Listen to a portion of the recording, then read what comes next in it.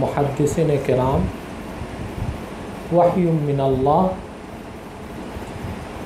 ইলাল আম্বিয়া, এটা 3টা ভাগ করেছে। কয়টা? আর সূরা ছিল 7টা। সূরা ছিল প্রথম প্রকার সামাউল কালামিল কদিম, দ্বিতীয় প্রকার ওয়াহয়ু রিসালাহ বিওয়াসিতাতিল মালাক, ফেরেশতার মাধ্যমে ওহী নাযিল করা। যে প্রকারটার কথা হাদিসের মধ্যে নাফসুল হাদিসে দেখেন, আহিয়ানান ইয়াতামাত্সালু লিয়াল মালাক ইয়াতিনি মিথলা সলসলাতিল জারাস। এর আগে এসেছে যে এরপর এসেছে আহিয়ানান ইয়াতামাত্সালু লিয়াল মালাকু রাজুলান ফায়ুকাল্লিমুনি ফাআই মা ইয়াকুল। এটা হচ্ছে দ্বিতীয় প্রকারের উদাহরণ, ফেরেশতা প্রেরণ করে ওয়াহী নাযিল করা। এভাবে হযরত জিবরিল সরাসরি এসে আল্লাহর পক্ষ থেকে আল্লাহর হাবিব নূর নবী মুহাম্মদ সাল্লাল্লাহু আলাইহি ওয়াসাল্লামের কাছে সরাসরি জিবরিল এসেছেন 24,000 বার। প্রায় কতবার? তৃতীয় প্রকার হচ্ছে ওয়াহয়ুন তুলাক্কা বিল কলব, সরাসরি আল্লাহ তাআলা নবীগণের অন্তরে ওহী ঢেলে দিতেন। সরাসরি অন্তরে আল্লাহ তাআলা যা ওহী করতে চাইতেন সেটা আল্লাহ তাআলা পাঠিয়ে দিতেন। এই হচ্ছে ওহীর 3 প্রকার। সালাসাতু আদরুব মিনাল ওয়াহyi মিনাল্লাহি আযজা ওয়া জাল্লা ইলাল আম্বিয়া। ইমাম সুহাইলি রাহমাতুল্লাহ সূরাত বয়ান করেছেন 7টা। কয়টা? 7টা। তার প্রথমটা হচ্ছে যে ওয়াহয়ু ফিল মানাম, স্বপ্নে নবীগণ স্বপ্নের মাধ্যমে ওহী পেতেন। স্বপ্নের মাধ্যমে ওহী পাওয়া, স্বপ্নের মাধ্যমেও যে ওহী নবীগণের কাছে আসতো, ফাকাত সাবাতা বিনাসিল কোরআন, এটা নসে কোরআন দিয়ে প্রমাণিত। যেমন আল্লাহ পাক হযরত ইব্রাহিম আলাইহিস সালামের কথা বলেছেন, তিনি ওনার সন্তানকে বললেন, ইন্নী আরাফ ইয়া বুনাইয়া ইন্নী আরাফিল মানামি আন্নী আযবাহুক ফানজুর মাযা তারা। এই যে সন্তানকে কুরবানি করার নির্দেশ ইব্রাহিম আলাইহিস সালাম পেয়েছেন স্বপ্নে, আর এই স্বপ্নের মাধ্যমে তিনি ইজতিহাদ করে বুঝলেন এটা ওয়াহী। এই জন্য তিনি হযরত ইসমাইলকে কুরবানি করতে তৈরি হলেন। আর এটা যে ওয়াহী ছিল তার প্রমাণ আল্লাহ পাক পরবর্তীতে বলছেন, ফানাদাইনাহু আইয়া ইব্রাহিম ক্বাদ সাদ্দাকতার রুইয়া। ওনার স্বপ্নটা যে নিছক স্বপ্ন ছিল না, এটা ছিল আল্লাহর পক্ষ থেকে ওয়াহী, সেটা আল্লাহ তাসদিক করে দিয়েছেন। এখন বাকি 6 প্রকারের আলোচনা এক কথায় করলেও হবে। ওহীর যে 7 প্রকার সূরতের প্রথম প্রকার যেটা, এটার অপব্যাখ্যায় জিন্দিক, কাফের, বিশেষ করে আকীদা খাতমে নবুয়ত অস্বীকারী কুখ্যাত কাফেররা শিরক এবং কুফর ছড়ায়, মানুষের আকীদার মধ্যে আঘাত করে। যেমন হাদিসে বুখারীতে আছে, রাসূল করিম সাল্লাল্লাহু আলাইহি ওয়াসাল্লাম ইরশাদ করেছেন, লাম ইয়াবকা মিনান নবুওয়াতি ইল্লাল মুবাশশিরাত। নবুয়তের কিছুই বাকি নাই সত্য স্বপ্ন ছাড়া। বুখারীতে আসছে, বা কোনো হাদিসে আসছে যে সত্য স্বপ্ন নবুয়তের 46 ভাগের 1 ভাগ। এর অর্থ কি? হ্যাঁ, এখন কোনো কুখ্যাত কাফের যদি বলে, হ্যাঁ, যে সত্য স্বপ্ন দেখলে তো নবী হওয়া যায়, নাউজুবিল্লাহ, জবাব কি? প্রথম জবাব যেটা উসুলের ভিত্তিতে দিতে হবে তোমাদের, সেটা হচ্ছে যে কোরআন কারীম, হাদিসে মুতাওয়াতির, ইজমায়ে সাহাবা এর বিপক্ষে খবরে ওয়াহেদ কোনোদিনও দলিলই হয় না। এটা হচ্ছে উসুলের দৃষ্টিকোণ থেকে জবাব। খবরে ওয়াহেদ দিয়ে কালামুল্লাহর উপর জিয়াদতি করা জায়েজ নাই। এটা হানাফির নিকট, শাফির নিকট আছে। কিন্তু যদি তিনটা এক হয়ে যায়, কোন মতের পক্ষে কালামুল্লাহ, হাদিস মুতাওয়াতির, ইজমায়ে সাহাবা, তার বিপক্ষে খবরে ওয়াহেদ কোনোদিনও দলিল হতে পারে না। এটা সবার মতে। এটা প্রথম জবাব। দ্বিতীয় জবাব, সত্য স্বপ্ন দেখলেই যদি নবী হওয়া যায় নাউজুবিল্লাহ ওহির অংশ হিসেবে, তো নাউজুবিল্লাহ আমিও কত সত্য স্বপ্ন দেখছি, তো কি বলবো আমিও নবী? সত্য স্বপ্ন দেখলেই নবী হওয়া যায় না, যে তাই হতো তো অনেক কাফের মুশরিকও সত্য স্বপ্ন দেখে। হ্যাঁ, কথা খেয়াল করতেছো? তারপর ওই হাদিসের জবাব কি? হ্যাঁ, মেনে নিলাম ওটা খবরে ওয়াহেদ সহিহ হাদিস। জবাব কি? লাম ইয়াবকা মিনান নুবুওয়াতি ইল্লাল মুবাশশিরাত। সত্য স্বপ্নকে নবুয়তের একটা অংশ বলা হয়েছে। এখন আমার একটা চুল ছিঁড়ে বা দাড়ি হাতে রাখলাম, কেউ বলবে এটা এনায়েতুল্লাহ আব্বাসী? আমার দেহের একটা অংশ না?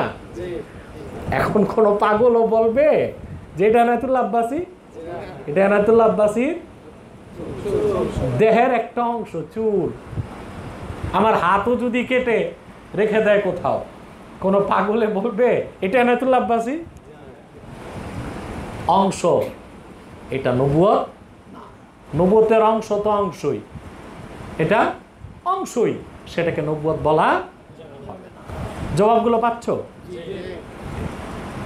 আর ফাবুহিতাল্লাযী কাফার, কাফেরদের জবান বন্ধ করে দেওয়ার জন্য কিছু দলিল তোমাদের মনে রাখতে হবে। যে স্বপ্ন দেখলেই যদি কেউ নাউজুবিল্লাহ নবী হয়, তাহলে আমিও অনেক সত্য স্বপ্ন দেখছি, তো নাউজুবিল্লাহ আমিকে বলবো যে আমিও নবী? স্বপ্ন তিন প্রকার। কয় প্রকার? একটা হচ্ছে যে হাদিসুন নাফস, মনের কল্পনা। আরেকটা হচ্ছে তাসবিলুশ শয়তান, শয়তান কল্পনা সৃষ্টি করে দেয়। শয়তান কি করে? কল্পনা সৃষ্টি। আর আরেকটা হচ্ছে রুইয়া সালেহা, সত্য স্বপ্ন। এটা আল্লাহ তাআলার পক্ষ থেকে দেখানো হয়। কথা বুঝতেছো? আর দুই প্রকার স্বপ্ন মিথ্যা, হাদিসুন নাফস, আর একটা কি তাসবিলুশ শয়তান। শয়তান অনেক স্বপ্ন দেখায়। মাঝে মধ্যে অনেক সুফি দরবেশকে শয়তান স্বপ্ন দেখায়, তখন তারা আজব কথাবার্তা বলে, স্বপ্নে পাই, কিন্তু স্বপ্ন কখনো দলিল, স্বপ্ন কখনো দলিল হবে না, কখনো হবে না। হ্যাঁ, সত্য স্বপ্ন যদি তাবির মিলে, নস্সে কোরআন, নস্সে হাদিস, ইজমার বিপক্ষে না যায়, তখন স্বপ্নটার মূল্য থাকতে পারে। দ্বিতীয় প্রকার হচ্ছে তাসবিলুশ শয়তান, শয়তান দেখায়। আরেকটা হচ্ছে হাদিসুন নাফস, তুমি যা দিনে দেখো, কল্পনা করো, রাতে এটা তুমি স্বপ্নে দেখতে পাও। 3 নাম্বার হচ্ছে মুবাশশিরাত, সত্য স্বপ্ন।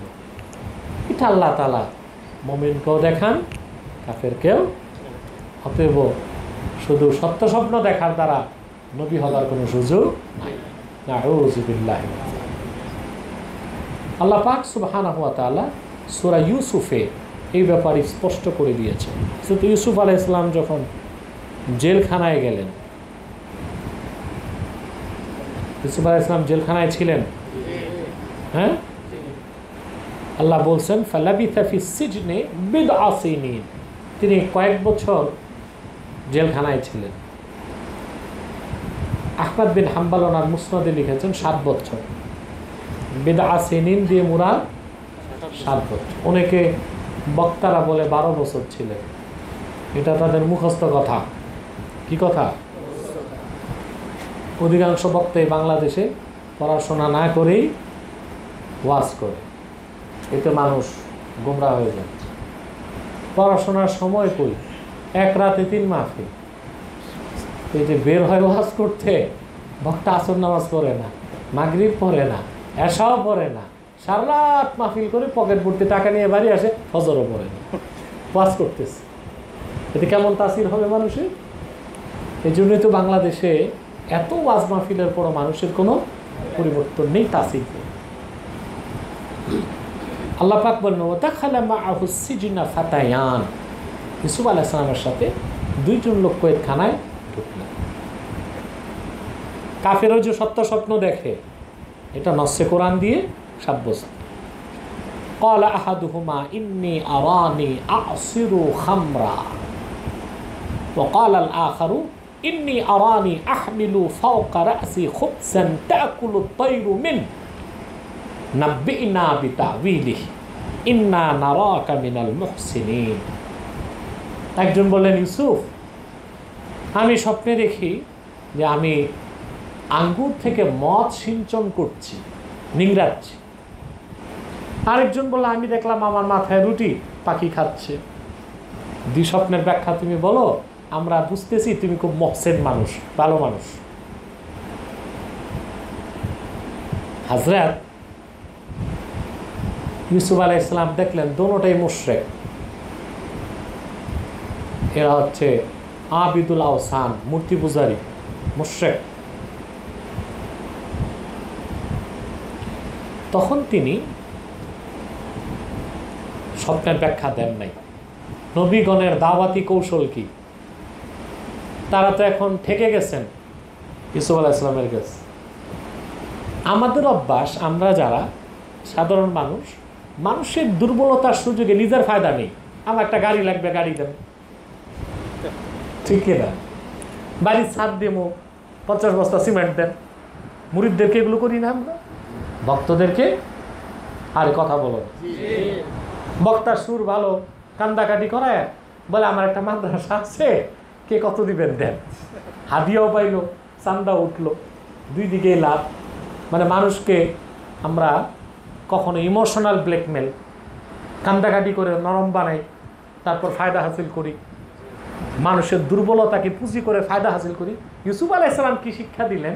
এই 2 জনের বড় দুর্বলতা, তিনি তাদেরকে তাওহীদের দাওয়াত দিলেন। বলেন, শোনো, আমার দুঃখ শোনো আগে। ইন্নী তারাকতু মিল্লাতা কওমিন লা ইউমিনুনা বিল্লাহি ওয়া হুম বিল আখিরাতি হুম কাফিরুন। আমি জেলখানায় কেন আসছি শোনো।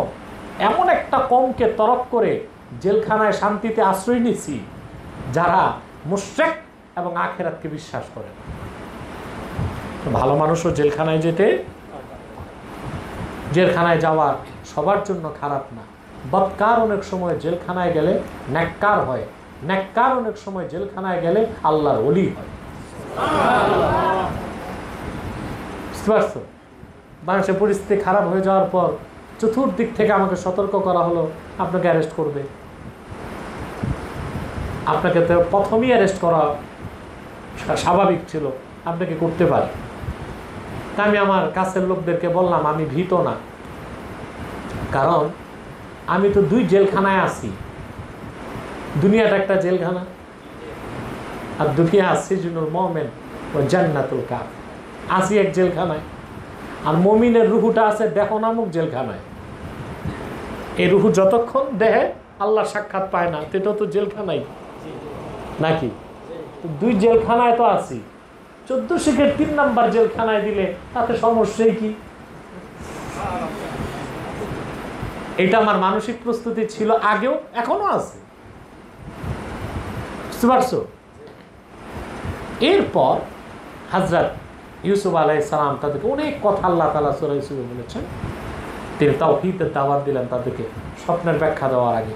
ইয়া সাহিবা ইস-সিজনে আরবাবুম মুতাফাররিকুনা খায়রুন আমিল্লাহুল ওয়াহিদুল কাহ্হার। ও মূর্তি পূজারীরা, মূর্তি পূজারী বলেন না, কষ্ট পাবে না? বলছে হে আমার জেল পার্টনার, কি বলছে, ইয়া সাহিবা ইসজিনি, হে আমার জেল পার্টনার, আমার সঙ্গী। এটা দাওয়াতের একটা কৌশল। তুমি যদি বেদিন কাফের মোশরিক পাইলেই বলে তুমি কাফের, তুমি শয়তান বদমাইশ, তুমি জাহান্নামে যাবা, কত কথা শুনবে। হযরত ইউসুফ আলাইহিস সালাম বলে আমার জেল সঙ্গী, জেল পার্টনাররা, শোনো, অনেকগুলো দেবদেবীকে ইলাহ মনে করে ইবাদত করা ভালো না মহান একমাত্র সত্য আল্লাহ তাআলাকে ইলাহ মনে করে ইবাদত করা উত্তম। মা তা'বুদুনা মিন দুনিহি ইল্লা আসমাআন সাম্মাইতুমুহা আনতুম ওয়া আবাউকুম মা আনজালাল্লাহু বিহা মিন সুলতান ইনিল হুকমু ইল্লা লিল্লাহ আমারা আল্লা তা'বুদু ইল্লা ইয়্যা যালিকা দ্বীনুল কাইয়্যিম ওয়ালাকিন আকসারান নাসি লা ইয়ালামুন। তিনি বললেন তোমরা যে দেবদেবীর ইবাদত বন্দেগী করো এগুলো কিছুই না, কল্পিত, তোমাদের বাপ দাদারা এগুলোর নাম দিয়েছে, এছাড়া এগুলোর কোনো অস্তিত্ব নেই, এগুলো কিছুই না, তোমাদের কাল্পনিক খোদা নামের বেহুদা, খোদা নামের। আর এসব মূর্তির ইবাদতের ব্যাপারে আল্লাহর পক্ষ থেকে কোনো দলিল নেই।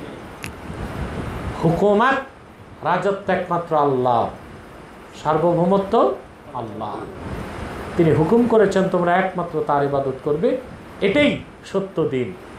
অথচ তোমরা অধিক সংখ্যক লোক তা জানো না। প্রথম দিলেন দিনের দাওয়াত, প্রশ্ন করছে স্বপ্নের ব্যাখ্যা, তিনি দিলেন, তারপর ব্যাখ্যা দিলেন ইয়া সাহিবা ইসজিনি আম্মা আহাদুকুমা ফায়াসকি রাব্বাহু খামরা, তোমাদের যে লোক দেখেছো আঙ্গুর থেকে মদ সিঞ্চন করছো সে অচিরেই মুক্তি পাবে, আর সে তার মালিককে বাদশাকে মদ তৈরি করে খাওয়াবে।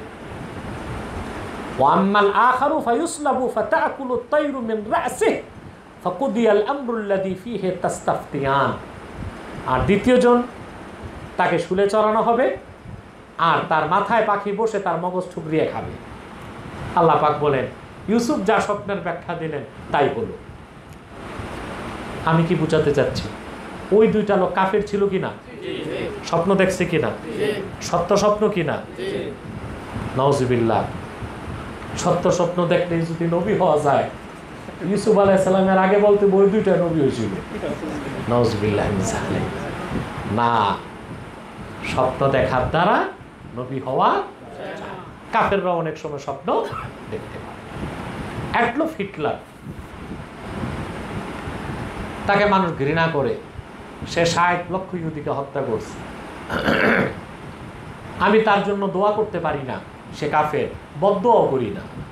সে যদি 60 লাখ ইহুদিকে এভাবে সাইজ করে না যেত, বর্তমান 57 লাখ ইহুদি সারা দুনিয়া অস্থির করে দিচ্ছে। ওই 60 লাখও যদি থাকতো আরো 74 বছর আগে, যেগুলো তো এখন কয়েক কোটি থাকতো, পৃথিবীতে মানুষ বসবাস করতে পারত। তাহলে বিশ্ব শান্তির জন্য কাউরে নোবেল দিতে হইলে মরণোত্তর নোবেল হিটলারের দেওয়া দরকার, কিন্তু তাকে বলা হয় হত্যাকারী। এই লোক তার আত্মজীবনীতে লিখছে, হিটলার তার জীবনীতে, যে সে জার্মানে একটা নিম্নপদস্থ সেনাবাহিনীর অফিসার ছিল। তখন সে একদিন তাঁবুতে ছাউনিতে শুয়ে আছে, এমন সময় সে দেখে, স্বপ্নে ঘুমে দেখতেছে একটা মর্টার সেল আসতেছে, মর্টার সেল আসতেছে। তো স্বপ্নে তার মনে হলো মর্টার সেল পড়লে সে মারা যাবে। স্বপ্নে ঘুম থেকে উঠে চিৎকার করে সে বাইরে গেল, বাস্তবেই দেখলো একটা মর্টার সেল আসলো, তাঁবুতে সবাই মরে গেল, সে বেঁচে গেল। তাহলে তার স্বপ্নটা সত্য ছিল কিনা? সত্যটা বাস্তবায়িত হইল কয়েক সেকেন্ড পরে। কেমন সত্য স্বপ্নে হিটলার দেখছে? তখন সে বলছে, আমি তখন বুঝলাম যে আমাকে দিয়ে ঈশ্বর বড় কোনো কাজ নেবেন। সেই কাজ আমরা দেখছি, অনেক বড় কাজ হয়েছে। প্রায় 60 লাখ ইহুদিকে কোরবানি দিয়ে গেছে। বিশ্ব মানবতাকে ইহুদিদের সহিংসতা সন্ত্রাস থেকে অনেকটা নিরাপদ করে গেছে হিটলার, ঠিক কিনা? এখন স্বপ্নটা দেখছে সত্য কিনা? তাহলে স্বপ্ন দেখলেই যদি নওজুবিল্লাহ নবুয়তের অংশ হয় আর নবী হওয়া যায় নওজুবিল্লাহ, তো হিটলারে কি বলতে হবে? নওজুবিল্লাহ মাআযাল্লাহ। জবাবগুলো পাইছো? অনেকগুলো জবাব কিন্তু আমি তোমাদেরকে বলে দিচ্ছি। হ্যাঁ, এখন একটা প্রশ্ন আসে না, তো স্বপ্ন আগে দেখি কেমন করে? অনেকে সত্য স্বপ্ন এখন দেখে, ঘটে অনেক পরে। অনেকে বিয়ে করার আগে তার বউকে দেখে ফেলে 2 বছর আগে, দেখো অমুকের মেয়ে বিয়ে করছে, সে পরে দেখা যায় বাস্তবে কেমনে সম্ভব? স্বপ্নটা আল্লাহর অনেক বড় এক কুদরত। এই ব্যাপারে তোমরা বাস্তুল বাসিত জানতে হলে হুজ্জাতুল্লাহিল বালেগা পড়বা, শাউলিউল্লাহ মুহাদ্দিস দেহলভী রাহমাতুল্লাহ। ওখানে সব কথা নাই, অনেক মূল কথা আছে, এটা সবার পড়া উচিত হুজ্জাতুল্লাহিল বালেগা। তবে খুব কঠিন মাজমুন, এটার জন্য আরবি সরাও আছে, একটা সাথে পড়া উচিত, উর্দু সরাও আছে। হ্যাঁ, আচ্ছা, বাংলা আছে কিনা জানি না, আছে হুজ্জাতুল্লাহিল বালেগার বাংলা কিছু না। আচ্ছা, অন্যান্য তাসাউফের কিতাবগুলোতে আসছে যে স্বপ্নটা মানুষ দেখে কেন। হ্যাঁ, এখানে অনেক জটিল বিষয়। যেমন আজ থেকে 500 বছর আগে ইটালিতে একজন বিজ্ঞানী ছিল লিওনার্দো দা ভিঞ্চি। এই যে ছবি দেখো তোমরা মোনালিসা, এটা আঁকছে লিওনার্দো দা ভিঞ্চি। সে 500 বছর আগে হেলিকপ্টারের নকশা করে গেছে। এখন হেলিকপ্টার আবিষ্কার হলো 80 বছর আগে, 500 বছর আগে সে নকশা করছে কেমন করে? প্রশ্ন আসেন। এটার জবাব বিজ্ঞানের কাছে নাই, এটার জবাব কোরআনের কাছে আছে। পৃথিবীতে যে জিনিসগুলো অস্তিত্ব লাভ করে তার একটা মেসাল স্যাম্পল আলমে মেসালে থাকে। আদম আলাইহিস সালামের ব্যাপারে আল্লাহ কি বলছেন? ওয়াল্লামা আদামাল আসমা কুল্লাহা, আমি আদমকে সব কিছুর নাম আল্লাহ তাআলা শিক্ষা দিয়েছি, বলছেন না? তুম্মা আরাদাহুম আলাল মালাইকা ফাকাল আনবিউনি বিআসমাই হাউলাই ইন কুনতুম সাদিকিন। এই সব কিছুর নাম তোমরা বলে, ফেরেশতারা কেউ বলতে পারে না। পারছে? কেন পারে নাই? ফেরেশতাকে আল্লাহ তাআলা যে ইলম দান করেছেন ওটার নাম ইলমুত তাসাউর। নিচে নামায়, ওটার নাম কি? কোন ফেরেশতা কেরামুন কাতিবুন জানেন এটা গোলাপ ফুল, সে আমল নামায় তাসবির করে রাখে। একজন মুসলমান আরেকজনের বাগান থেকে গোলাপ ফুল চুরি করছে, গোলাপ ফুল নাম ফেরেশতা জানে না, তাকে দেওয়া হয়েছে ইলমুত তাসাউর। সে এটা আইকা রাখে আমল নামায়, এটা গোলাপ ফুল, এটা চুরি করছে সে। আর আদমকে দেওয়া হয়েছে ইলমু হাকাইকিল আশিয়া, বস্তুর নাম, বস্তুর গুণ। শুধু তাই না, আদম আলাইহিস সালাম তাফসীরে আসছে আদা, জিরা, রসুনের নামও বলছেন, প্লেন, হেলিকপ্টার, রকেট, অ্যাটম সব নাম বলছেন। ছিল না তো বলছেন কেমনে? কিয়ামত যে জিনিসগুলো জমিনের উপরে, ভূপৃষ্ঠের উপরে যে জিনিসগুলো অস্তিত্বে এসেছে, আসবে জমিনের উপরে, এই সব কিছুর একটা স্যাম্পল আল্লাহ তাআলা আলমে মেসালে রাখছেন। প্লেনের একটা স্যাম্পল আছে, হেলিকপ্টারের একটা স্যাম্পল আছে। আদম আলাইহিস সালাম যখন বলছেন নামগুলো, ওদিকে তাকায় তাকায় সব বলে দিচ্ছেন। মানুষ যখন ঘুমায় তখন তার রূহ তার দেহ থেকে একটু আলাদা হয়ে ঘোরাফেরা করে। মানুষ ঘুমে থাকে, রূহ তারে ঘুমে রেখে একটু ঘোরাফেরা করে। তোমরা দেখবা মাঝে মধ্যে বলে বুবাই ধরছে। হ্যাঁ, এটা আমার গবেষণায় আমি পাইছি। রূহ ঘুরতে থাকে, এখন তোমার উঠতে মন চাচ্ছে, নফস তোমারই উঠাইতে চায়, নফস তো তোমার সাথে, রূহ তো ঘুরতেছে, টানাটানিতে তোমার মনে হয় শ্বাস বন্ধ হয়ে যাচ্ছে। তুমি ভাবো তোমারে মোবাইল আসছে, তখন কেউ এসে ধাক্কা দিলে রূহ আসতে বাধ্য হয়, তখন রূহ চলে আসে, তখন মানুষটা উঠে। বুঝতে পারছো? রূহ যখন দেহ থেকে বের হয় তখন আলামে মেসালের সাথে সম্পর্ক হয়, তখন সে স্বপ্ন দেখে। তো ভবিষ্যতে যেটা ঘটবে, তোমার বউকে হবে তোমার, তার স্যাম্পল তো আলামে মেসালে আছে। তোমার বিয়ে কিভাবে হবে, স্যাম্পল তো আলেমে মেসালে আছে, তুমি ওটা স্বপ্নে দেখে ফেলো, 2 বছর পরে ঘটবে, তোমার বিয়ে কোথায় কিভাবে, তুমি 2 বছর আগে দেখে ফেললা স্বপ্ন। বুঝতে পারছো? এটা হচ্ছে ভবিষ্যৎ ঘটনা, স্বপ্নে তুমি অনেক সময় এভাবে দেখতে পারো। তাহলে স্বপ্ন কয় প্রকার? একটা হচ্ছে হাদিসুন নাফস, মনের কল্পনা, মনের। 2 নাম্বার হচ্ছে তাসবিলুশ শয়তান, শয়তান তৈরি করে মনের মধ্যে আজে বাজে স্বপ্ন। 3 নাম্বার হচ্ছে মুবাশশিরাত, আল্লাহর পক্ষ থেকে খোশ খবর দানকারী স্বপ্ন, যার মাধ্যমে আল্লাহ তাআলা তোমাকে অনেক সময় সতর্ক করেন, সাবধান করেন। কথা বুঝতে পারছো? হ্যাঁ, তাহলে আমরা ওহির সূরত কয়টা? কথা হচ্ছে আল উলা আল মানাম। 2 নাম্বার হচ্ছে আইয়াতিয়াহুল ওয়াহয়ু মিসলা সালসালাতিল জারাস কামা জাআ ফি হাযাল হাদিসিশ শরীফ। ঘন্টার আওয়াজের মতো। কিসের মতো? ঘন্টার আওয়াজের মতো আসে, ওহি আসতো। 3 নাম্বার হচ্ছে যে আল্লাহ সুবহানাহু ওয়া তাআলা নবীগণের অন্তরের মধ্যে ওহি ঢেলে দিতেন।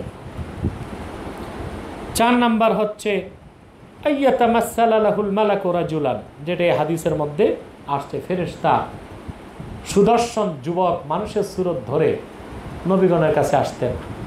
আল্লাহ রাসূল সাল্লাল্লাহু আলাইহি ওয়াসাল্লামের কাছে হযরত জিবরিল দাহিয়া কালবি রাদিয়াল্লাহু তাআলা আনহুর সুরতে বেশি আসতেন। 5 নাম্বার হচ্ছে হযরত জিবরিল ওনার আসল সুরতে আল্লাহ রাসূলের কাছে উপস্থিত হতেন। যেমন ইয়া আইয়ুহাল মুদ্দাসসির কুম ফাআনযির ওয়া রাব্বাকা ফাকাব্বির ওয়া থিয়াবাকা ফাতাহহির। এই সময় জিবরিল 600 পাখা সহ হাদিসের সামনে আসবে তোমাদের কাছে। উপস্থিত হয়েছেন, আল্লাহ রাসূল দেখলেন আকাশ থেকে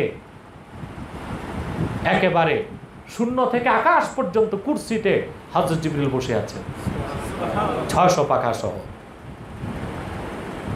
6 নাম্বার হচ্ছে আইয়ুকাল্লিমাহুল্লাহু মিন ওয়ারাইল হিজাব, পর্দার আড়াল থেকে আল্লাহ কথা বলতেন।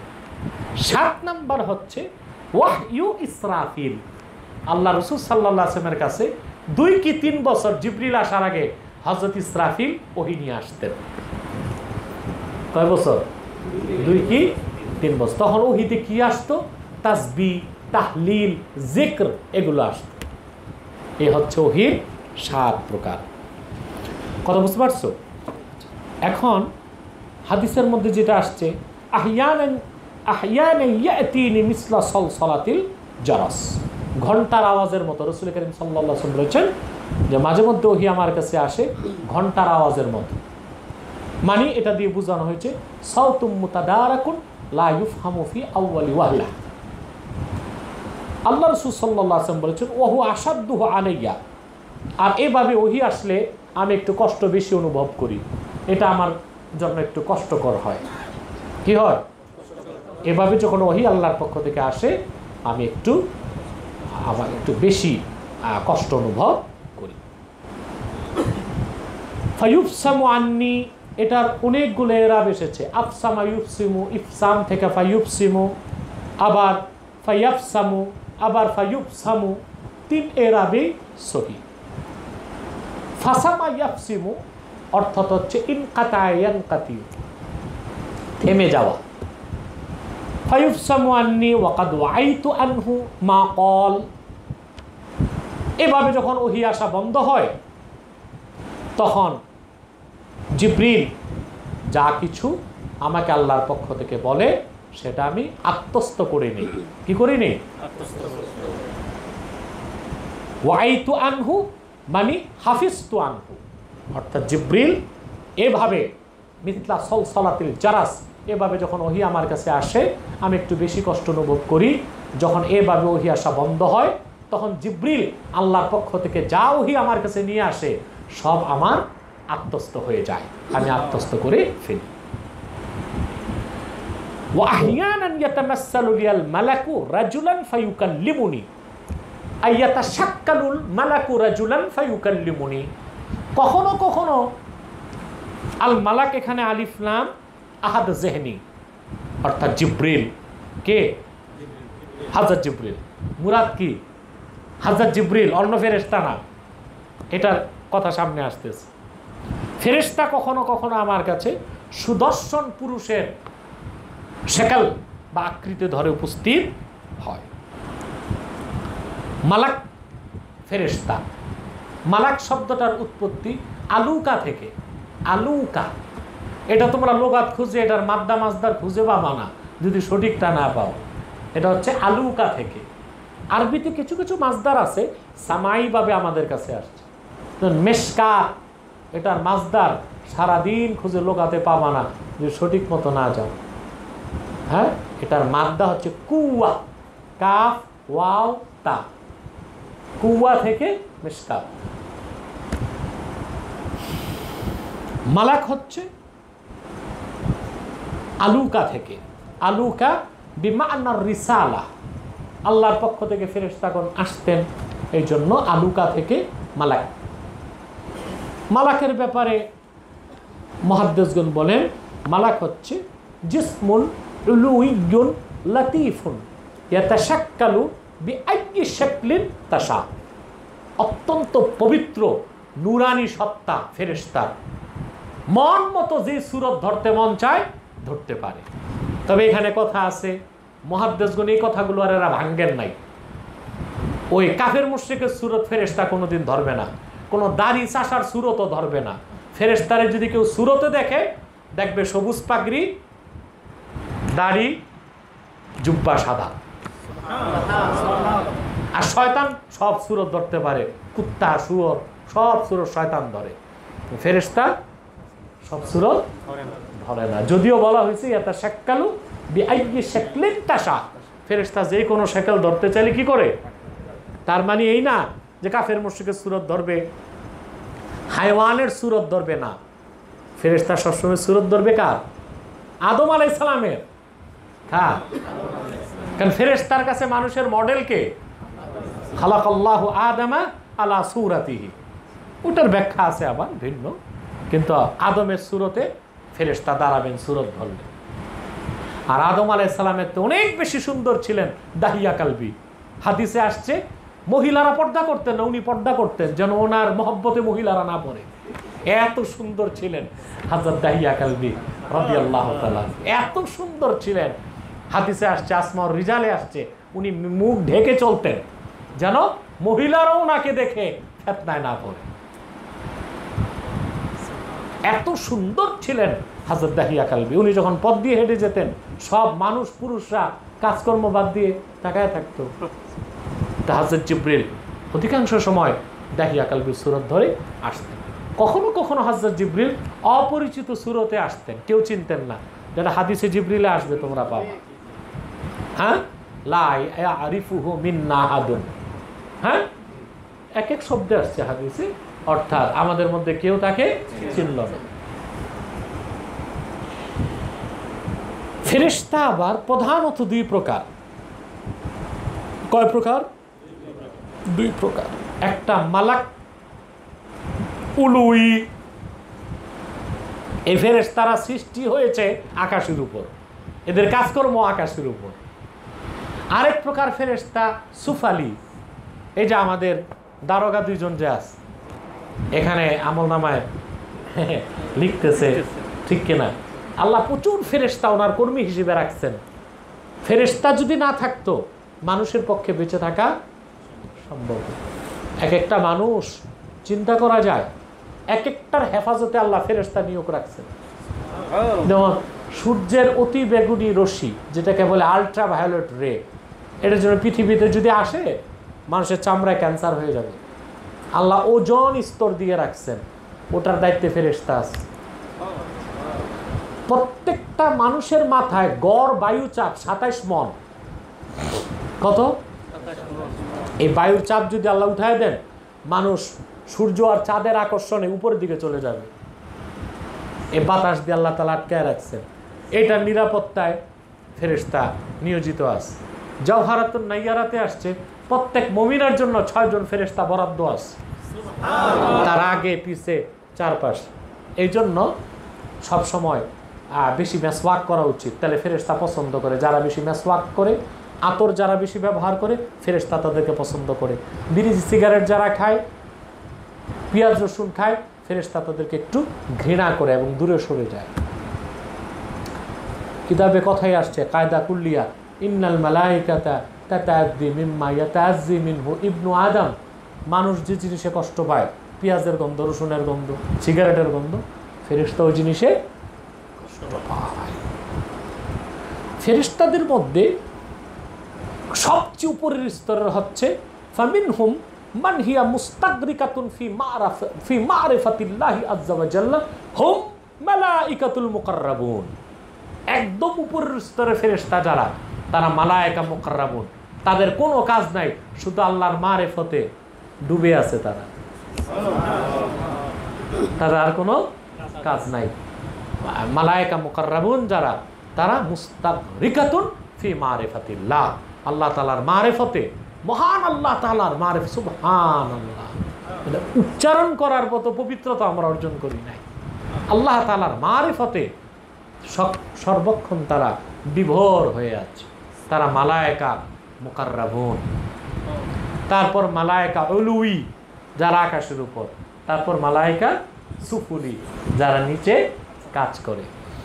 এই সব মালায়েকার মধ্যে শ্রেষ্ঠ চারজন, যেটা হাদিসে আসছে, আল মাহিরু বিল কুরআনি মা'আস সাফারাতিল কিরামিল বারারা।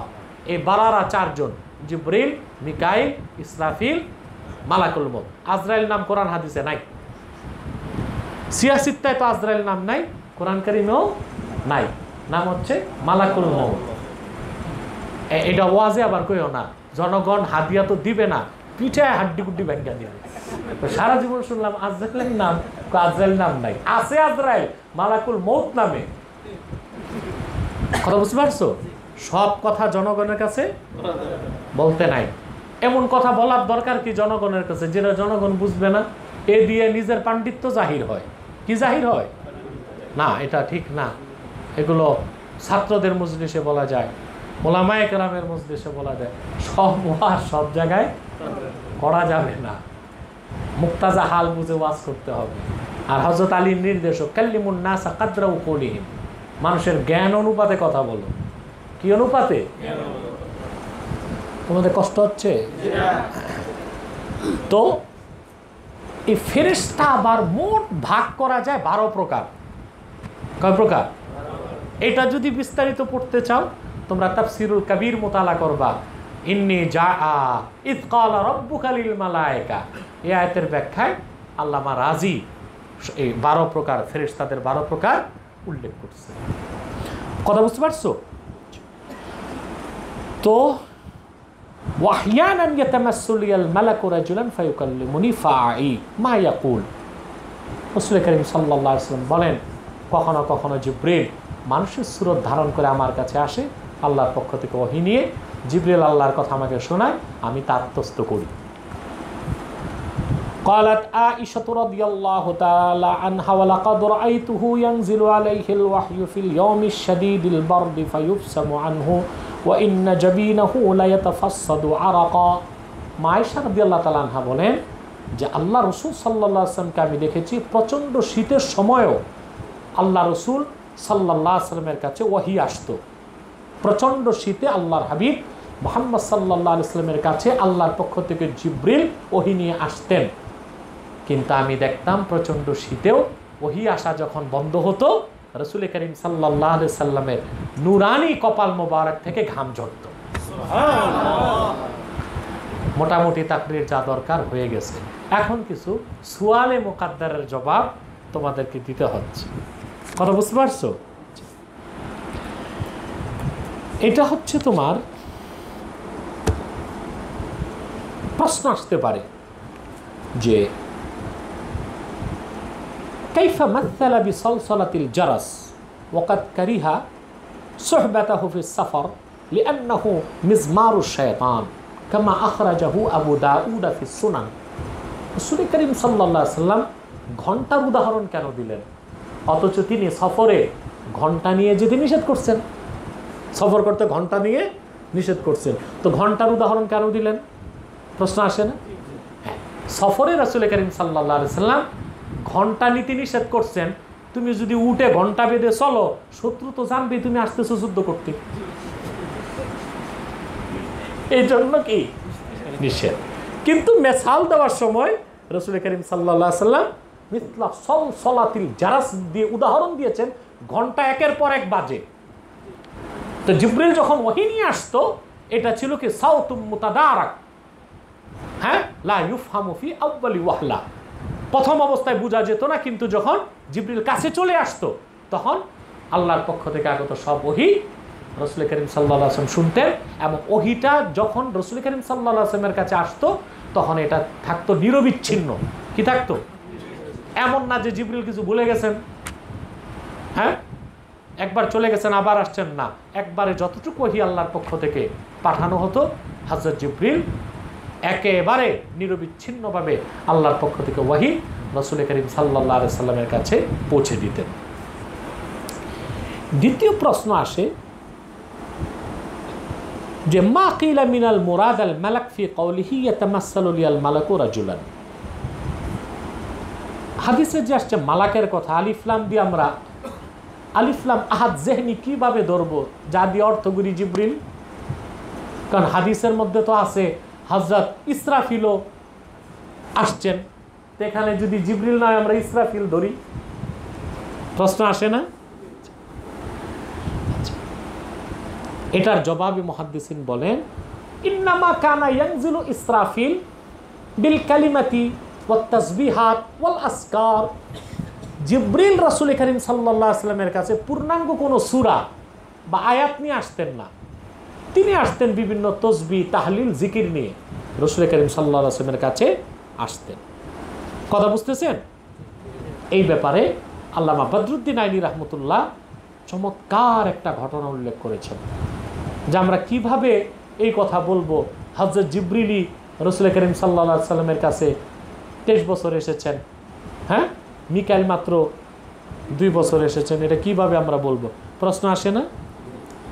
তিনি বলেন যে বদরুদ্দিন আইনী রাহমাতুল্লাহ নিজে একদিন মিশর গেছেন সফরে, মিসরে, এবং সেটা ছিল আল কাহেরাতে।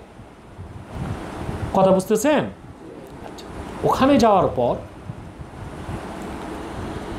হযরত বদরুদ্দিন আইনী হাদিসের দর্শে বসছেন, আর আমরা যে হাদিসটা পড়তেছি, যে হাদিসটা সামনে আসবে, ওই যে ফাজাআহুল মালাক ফাকালা ইকরা, যে হাদিসটা সামনে আসবে, হ্যাঁ, সামনের হাদিসটা, এই হাদিসটা পড়তেছেন একজন মুহাদ্দিস, ছাত্ররা শুনতেছেন। হযরত বদরুদ্দিন আইনী রাহমাতুল্লাহি আলাইহি জিজ্ঞেস করছেন যে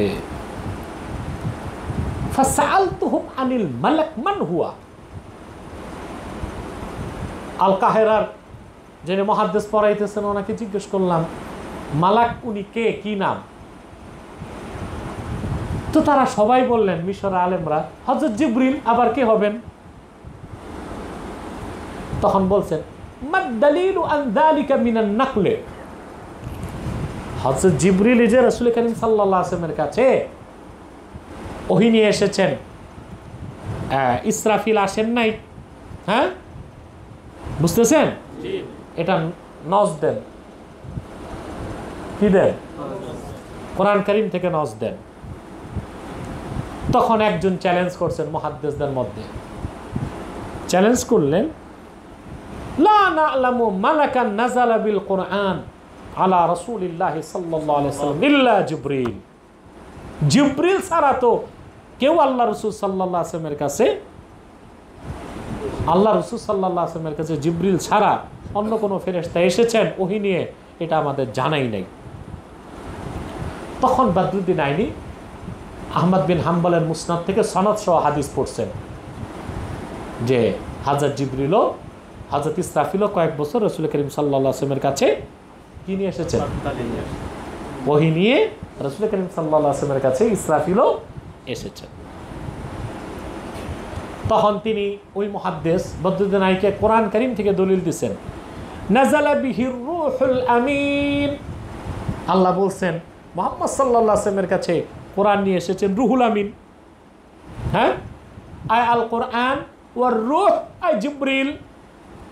বুঝতেছেন? তখন হযরত বদরুদ্দীন আইনি বললেন ওয়াকাদ সুম্মিয়া বিররূহি গায়রু জিবরিল, জিবরিল ছাড়া অন্য ফেরেশতাকে রূহ বলা হয়েছে। তারা বললেন কোথায়? ইয়াউমা ইয়াকুমুর রূহু ওয়াল মালাইকাতু সাফফা, এখানে কিয়ামতে যে ফেরেশতার কথা আল্লাহ রূহ বলছেন ওই ফেরেশতা অনেক বড় হবে, হাদিসে আসছে। হ্যাঁ, তো ওই ফেরেশতাকেও তো আল্লাহ তাআলা রূহ বলছেন। হ্যাঁ, কথা বুঝতেছো? তখন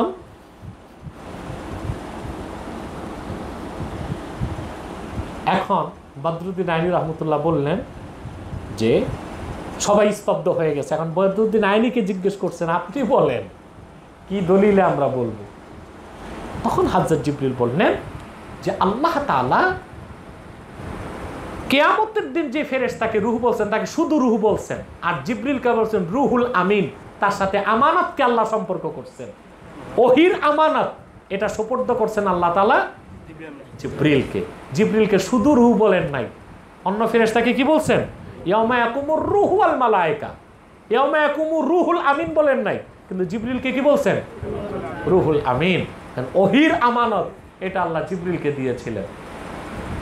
তারপর বদরুদ্দীন আইনি পাল্টা প্রশ্ন করছেন বাকি ওস্তাদদেরকে, রূহুল আমিন দিয়ে বুঝলাম ফেরেশতার আমানতের কথা বলেছে, তিনি যে জিবরিল